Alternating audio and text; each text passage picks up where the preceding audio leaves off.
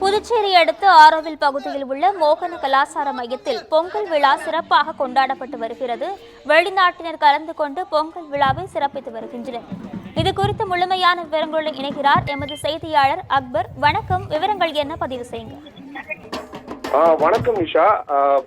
புதுச்சேரி அடுத்த சர்வதேச நகரமான ஆரோவிலில் அமைந்துள்ள மோகன கலாச்சார மையத்தில் பொங்கல் விழா கொண்டாடப்பட்டது. விழாவில் உள்ளூர் வாசிகளுடன் ஏராளமான வெளிநாட்டினர் பாரம்பரிய முறைப்படி வேட்டி சேலை அணிந்து அப்பகுதி முழுவதும் மாயிலை தோரணம் கட்டி கரும்பினால் அலங்கரித்து மேளதாளங்கள் முழங்க ஆட்டம் பாட்டத்துடன் கொண்டாடினார்கள்.